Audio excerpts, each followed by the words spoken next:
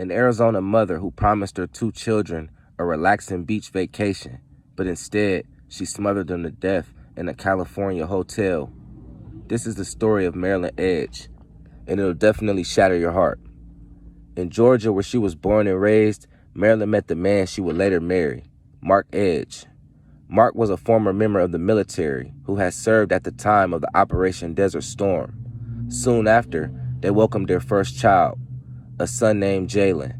Because of the severe autism that Jalen suffered from, the couple's marriage was put under a lot of strain, and in 2002, they decided to get a divorce. When some time had passed, they decided to give their marriage another shot, which resulted in Marilyn giving birth to the couple's second child, Faith.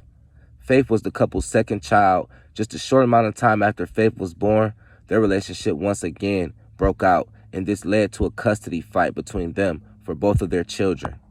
Marilyn filed a lawsuit against the federal government in 2004, claiming that her son was diagnosed with autism as a result of receiving a vaccination.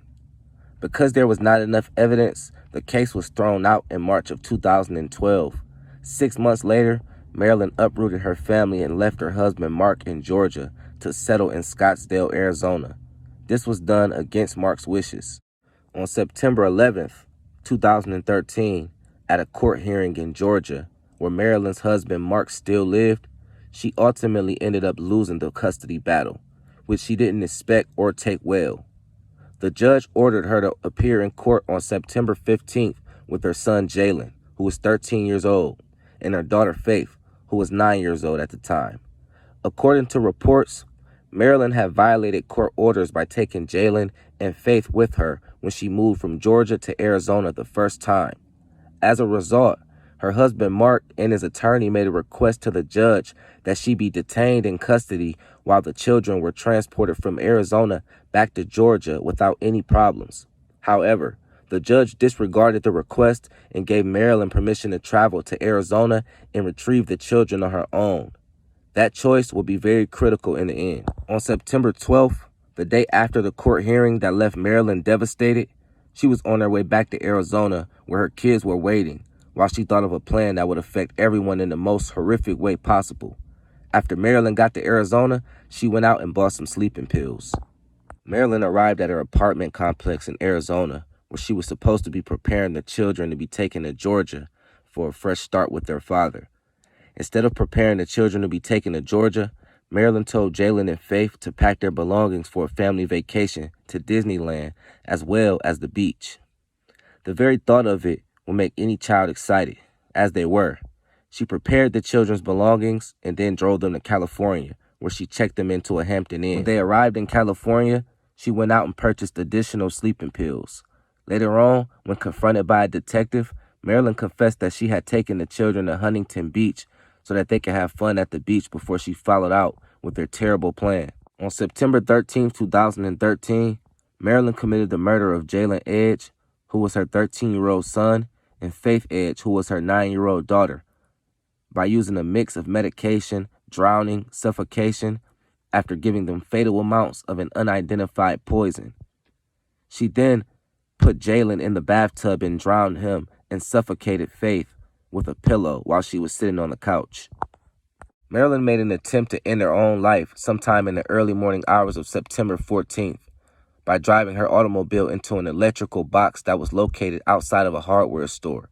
Instead, she ended up smashing into a protection pole, which made her vehicle unable to move.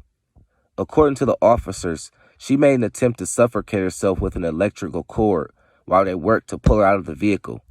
After a while, officers eventually shattered a window and used force to extract her from the vehicle. She reported to law enforcement that Jalen and Faith had both passed away at the Hampton Inn. When the police arrived to the hotel room, they discovered both of the children dead, along with a note that Marilyn had left explaining her decision to end her own life.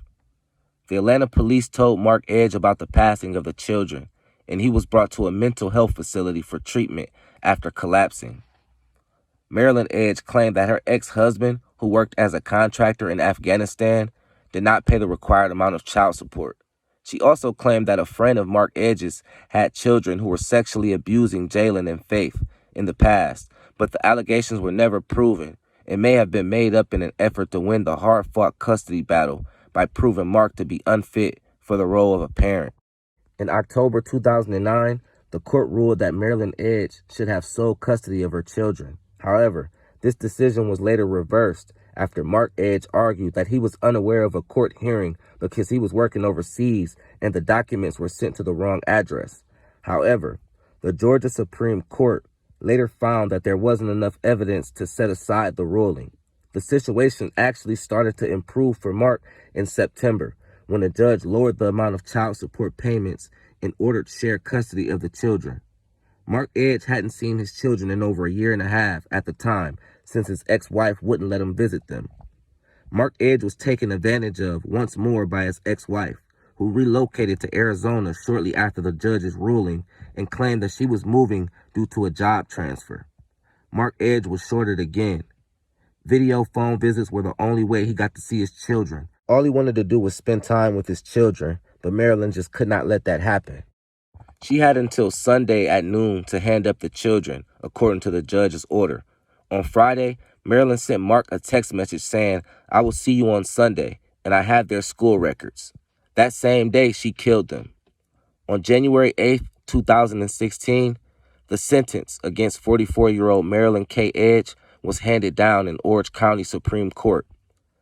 She stated, "I'm sorry for failing my children as their mother and believing this was the only choice I had to protect them." She also said during the sentencing, "I pray that they," assuming that she's referring to the victims' family members, "get peace. I pray that they get peace." At the Hampton Inn on September 13th, 2013, Marilyn used cough syrup to sedate Faith, who was 10 years old, and Jalen, who was 13 years old. Although Marilyn Edge was eligible for the death penalty, the Orange County District Attorney's Office decided against it and instead chose to sentence her to life in prison. So she'll spend the rest of her life behind bars. And sadly, Mark Edge will have to live with this pain just as long. Nobody wins in these situations. Please subscribe, leave a like, and comment if you guys enjoyed this video, and I'll be bringing you guys more stories.